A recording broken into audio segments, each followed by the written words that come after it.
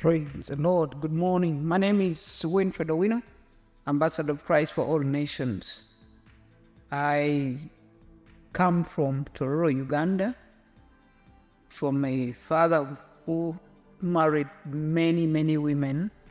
And so we children, we are about 50. And me, I am number 5 in the lineup. And my daddy was loving, was caring, but this idea of many women brought hell into the home because we faced a number of challenges in that he loved education and he really valued education. So he would pay school fees for 1 whole year, but send you without the bare necessities. For example, I grew up with that pocket money, without knowing what grab is. You just go, apart from, maybe the maize we would do from home and the granuts once in a while, but you just go. If those got finished, you totally depend on the school meals. And so life was very challenging. But I personally got focused because I had witnessed my elder sister. She got pregnant when I was in P4. And then she suffered all through.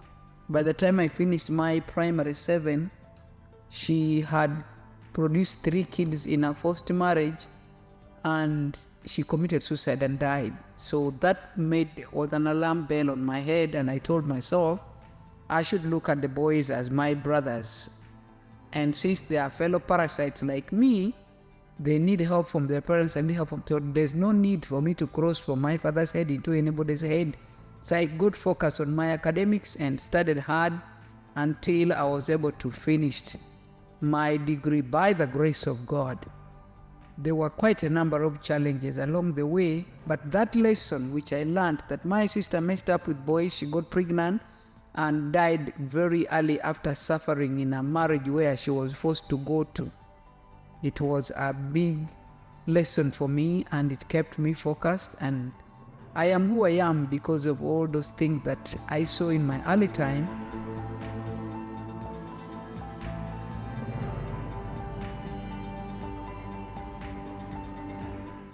Now, Ambassador, Yes, I feel it's very interesting to know the story about your sister.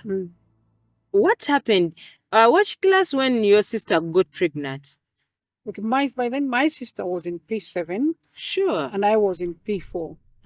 And so my sister, she was the firstborn and very beautiful. I know. And so Was she energetic also? very, I can tell. more energetic than me, I think. Black beauty. She was a bit more lighter than me. Okay. And so she gets pregnant, and my daddy, who has been already a tough father, could not tolerate it. So they asked her but I remember she had 2 boyfriends. She had 2 boyfriends in Yes, P7. in P7. In the village. Can you imagine girls? And then the real owner of the pregnancy denied her, rejected her. Sure. And because she had another option, Being 2 of them. being 2 of them, and Yes. this other option happened to be that his family was a family friend to my dad. Okay. So once they mentioned that this is the boy responsible, my dad went and picked the parents of the boy, brought them home and said, you see, your son has given my daughter a pregnancy. So because they were his friends and the boy was at school, they could not say anything. And those days there were no phone calls, maybe to call the boy and inquire. They could not say anything. And they wanted to keep their relationship.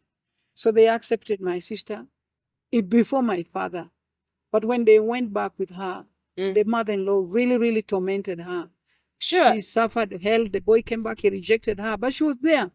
Before that, the other first family where she was taken, was it again your dad who took her there? No, the boy just told her, like you tell a boy I'm pregnant, and the boy said, no, my mother can have you. I mean, the boy went and told the mother, and the mother said no. So this time your dad didn't go? No, he didn't. Your dad got the energy to go to the other family? This other family, which were his friends. Did your dad beat her? I remember he abused her so much. I don't know about the beating, but he would talk for her and talk too much. And my sister would cry, she would cry. Among you? Or was she staying? She was at home until they took her after. The very day she gave birth is the very day they took her. To the husband? To the husband's home. Was the husband was still at school? He was at school. So now she went to stay with the mother-in-law. Mother-in-law who hated The her to mother-in-law who maximum. never wanted her. She hated You see, her to the girls, maximum. this is what I tell you. Don't trust those people. They don't love you. And Nobody my can sister- love you in an injury. My Stop. sister suffered so much, but because home we had resources, I would steal the salt, the Sorry. sugar, the soap, and run across the village to take to my sister for Sorry. sustenance. She was staying alone. Yeah, she was staying alone in her room because the man was at school, but close to the mother-in-law who did not care. Oh, sorry. Yeah. So even your dad never cared about her. Yeah, he had handed her over to the man. So It was like gone case, you go. gone. Yeah. Girls, we don't want to be gone case. Whatever it takes, at least start school. Yes. So she later on produced 2 other kids, so the 3 kids then. With this man is still at school. Yes, would come and use her and then. By the way, there is a story I read when the girl was like, me, when I was continuing to produce, the man continued with studies. So this is another story also. Exactly. So after that, So weird. life was hard. After he had now qualified, was working, he also brought her back. He rejected her and threw her back home. The other boy. The man she was living with. Oh, when he graduated, he felt that this one was useless. Below his standard. I know. That is the story that I read. Remember the story I told you about this woman who was like, actually, this man said that you are not in my class. We have no business together. So it is the same story that happened that Exactly. side. And I was watching all that. The pain. So that happens when now I'm in P7 vacation. When she was brought back. Yes, I've been watching all this pain from P4 up to P7. I'm watching how my sister is suffering. I'm stealing things at home to take Sorry. from her. And then in my P7 vac, she's brought back home and she was so miserable. So she committed suicide. Sorry. She committed suicide and died. So my results of P7 came back when we were burying her. Oh, no. That's how you lost your sister. That's how I lost There is a similar story that I read to these people about that girl who, at least for her, she was like she didn't commit suicide. But girls, these things happen. It's really very painful. Ambassador, Yes, you told us that your dad took you to boarding schools. But I believe the schools are cheaper.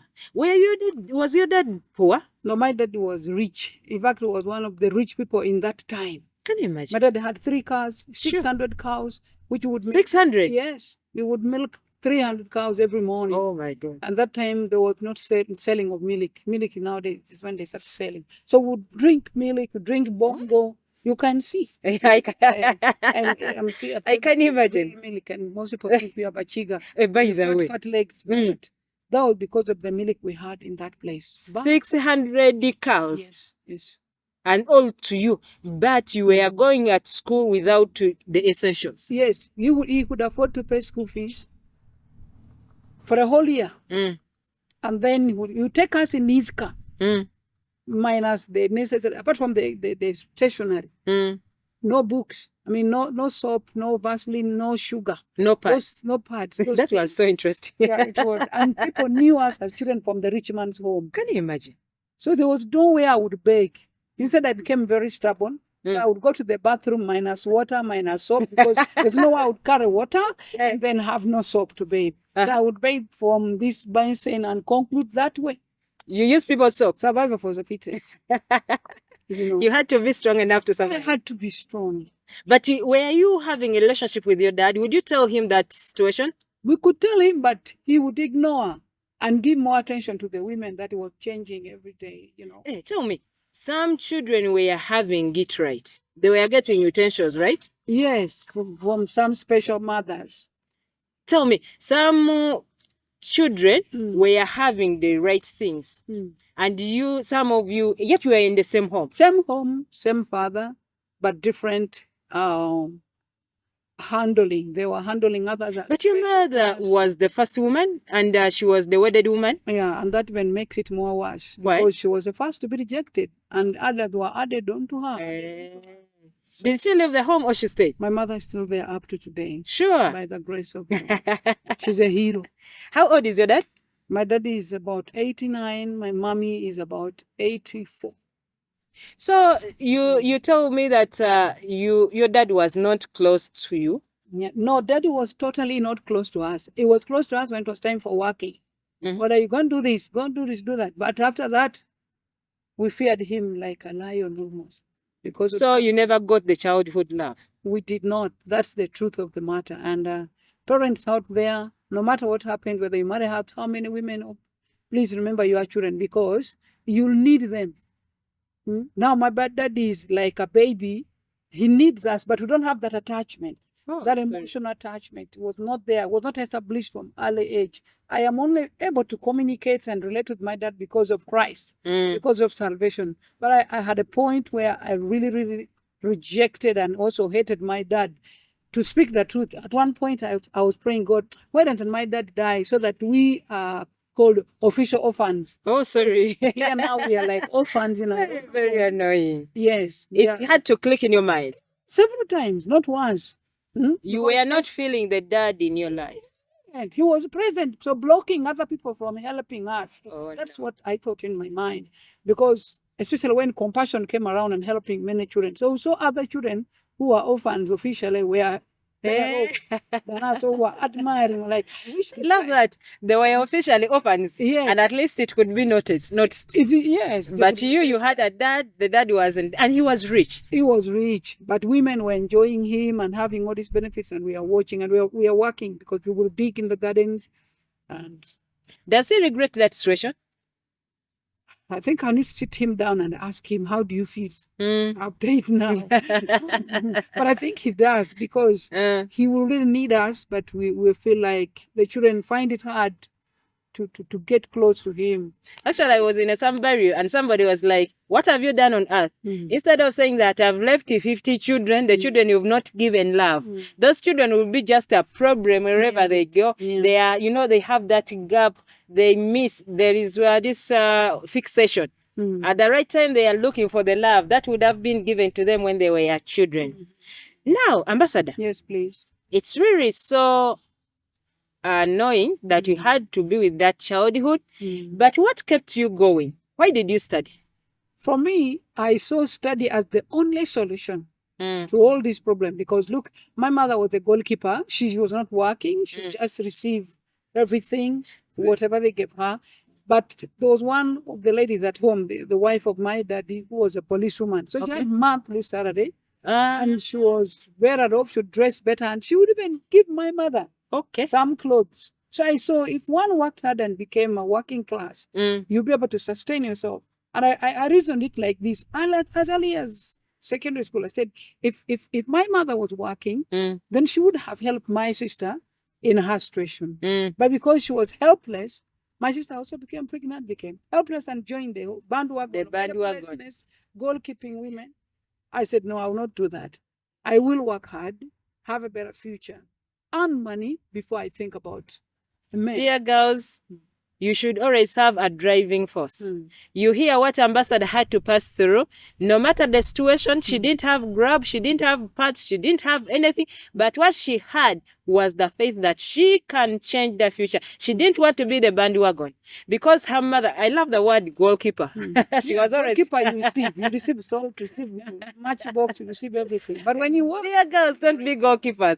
Whatever it takes, just have. There is this doctor who was that you used to. Yeah, I had my cousin. She was a medical doctor. The only girl who had studied in that village. She was called Dr. Fina. So I was like, no, I need to be also maybe the next person in this village to make a difference, so that there's a testimony of people who have achieved something in this village. And that you are not a god. I am not. God really helped me, and bless the Lord. I really love that. Dear girls, whatever the situation is, don't wake up to be goalkeepers. We have to fight until the last drop. And the best thing is, keep away from men. Just continue with schools. And my sister changed. Does that not mean that as I was studying, there were no men? Tell us. How did you pass through teenager? Challenge was I was big-bodied. Senior 3, I was 96 kilograms. Sure. So my teacher saw me as a woman said over my fellow boys, whatever, they were seeing me, a woman in me, not maybe a student. But I had to fight for myself. How did you do it? One, my mind, I told God, I told myself, these boys are my brothers. And I also realized they are parasites. A parasite simply means they are hopeless. They're depending on their parents, and I'm also depending on my parents. So I would sit them and we have a one-on-one talk and say, man, you love me, you want me. but you are in senior 3, I'm in senior 3. Mm. You are like, you depend on your father. I also depend on my father. So will you carry me Okay. and take me to go and depend on Where did your you get that so much brain at that age? I thank God. I don't know, but I just thank God. No, I remember one boy Mm. who kept on sending his friends, can get for me that girl. I love her. He was in S5 and I was in senior 3. Then the people said, this bad boy wants you, but he thinks you are not telling you. I said, now let me talk to him. So I sat him down and said, I hear you blaming your friends for not telling me Yes. about your love. But now here I am. Do you realize that if you love me and you make me pregnant, this uniform will not fit me? You need to buy another dress. Do you have the money to be able to buy for me the dress and all those things? I mean, it's nice to sit down these boys and talk with them one-on-one. It pumped sense in him that instead we became friends. What was his reaction? That is so He interesting. was disappointed, but he had to pick up and understand that it is not his friends who are not making him talk to me, but it's me who is refusing to love him. For me, I saw the boys as friends. Dear girls, I really love this tactic. The boys will come to you. They'll Even give the you teachers. even the teachers. But you just need to have that brain. Actually, it's the reason we have the Girl Voice Network. We want you to raise your voice. We want you to be sharp. Can you sit that man down and then you talk to him? By the way, the difference is some do rape. No, look, I survived rape 7 times as a teenager. 7 Maybe times. because you are strong. Yes, I had to learn Kung Fu also to top up, to defend myself. Where you were in their corners, where were they getting you?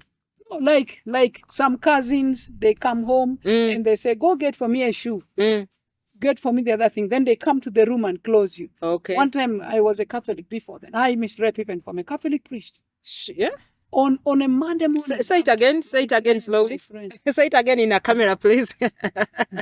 What happened? I missed rape even from religious leaders. Because in this case, I was in senior 6 vacation. And this priest was on my case. And I was a youth leader. I was representing youths from the Nile up to Kotido. So he would want to take me out.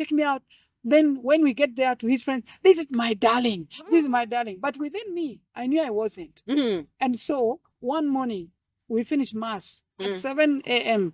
Then he's like, when you take my books. Okay, So those things of take. From the church to the restroom. So take to the other room. Uh-uh. So I took to the other room. Then he came behind me and closed the door. Uh-huh. And I'm like, what are you doing? I said, no, Winnie, I love you. And you think you don't seem to understand. I've always been trying to communicate. I said, what are you talking about? You gave your life to serve God. You can't again talk about loving me.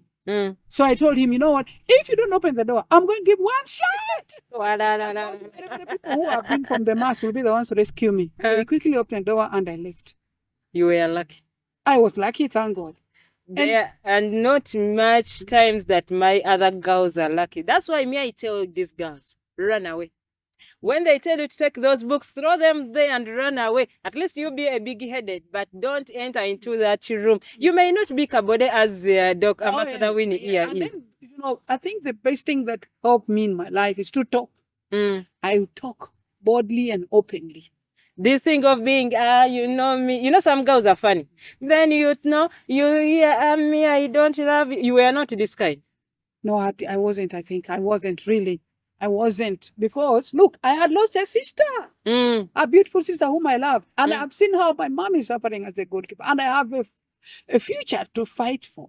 So I did not want anybody to come in. Because for me, I knew anything with a man, you get pregnant. That was my thought. Actually, that is a good thing. HIV came. So I had 2 fears. Okay. Pregnancy and HIV. So, but now some of them are raped, are defiled. What advice do you have? Because you said you survived 7 times. What was one of the 7 times I survived? My cousin called my dad and said she's sick and asked my dad for permission. You to go and take care of him. But in her house, she had a man under the bed. Sure. So when I reached, she told me, okay, I'm going for the injection. And then after she left, the man came and locked the door. Sure. So it was a cousin calling you in the house? My cousin had gotten money from a man. Oh, no. To waste my life. Can you imagine? That That was my Essex bag. I'm looking at the university, Uh-huh. and she's looking at me to be cheap, like chips. Are you sure? So when this man locked the door, Mm. he assured me, from today onward, you're my wife. I said, no, man, you're joking. Mm. And I started looking for tools of warfare. I Then there love was that. a stool. Uh, I said, God, that one will be useful to begin with. mm, And this guy was already naked, but just with a towel. mm, When he dared to touch me, mm. I gave him one hot one. You, what? Did you buy The stool, Eh. I gave his head. ambassador? I mean, that was a time Survivor when for AIDS- diabetes. My sister, that was a time when original HIV was there. Eh, Leave alone this photocopied one of ARVs. eh. But the original one, Yeah. I can't die locally like this. Uh-huh. And literally, that man died of HIV. Sure. As after that, I wouldn't be talking to you. Can you if I imagine? did not make up my mind to stand for my future. Sometimes, girls, you have to be strong Hmm. and use whatever. But first energy is run away. Yes. In case you happen to be trapped like she was, fight for yourself. Self-defense is not murder. Isn't it the case? No, no, no. Uh-huh. That time I was ready to kill. I Sure. was more than ready. Mm. Because within me, I knew I'm so innocent. Yes. She even asked permission from my father to come and help her. Can you And then imagine? here I am being given. I didn't even know the man was HIV positive. I didn't know. But I knew there's AIDS. Yes. And anybody who does not fear to know who I am, then is already sick. Okay. And indeed, the guy was sick. So when you beat him, he fell down. Huh? He fell down. I opened the door. I ran out. You were your survivor. Ah, my sister. My dear girls, whatever you are passing through, Mm. you are not the first. Sure. Just be rest assured that those things have happened and happened. And when I tell you that men are fire, just get it from me. They'll still At have it least again. get it from me. Don't get close to them. Whatever it takes, run away. So, Ambassador, here you are a survivor of rape. If I'm, it's like girls shouldn't be beautiful. What do you have for my beautiful girls here? Girls are beautiful. In fact, if a man tells you you're beautiful, say thank you. Mm. I am aware. I love that. Say it again. When I you're love beautiful, thank you so much. Eh. I'm aware. I'm aware. Because the Bible tells me Mm. in Psalm 139, verse 14, I'm fearfully and wonderfully made. So what you're saying is not new. So it's okay. I And appreciate. Thank you for recognizing the beauty in me. I love you. Hmm. I'm aware. It's okay. Mm. Eh? So it shouldn't surprise you. Yeah. You know, actually, this is what parents should continuously talk to our girls. Let them not hear that word for the first time. Mm-hmm, mm-hmm. One is like, you are the most beautiful, and then you fall into plates. Eh? Yeah. I'm beautiful. So, And the girls should also know Mm. that they are work in progress.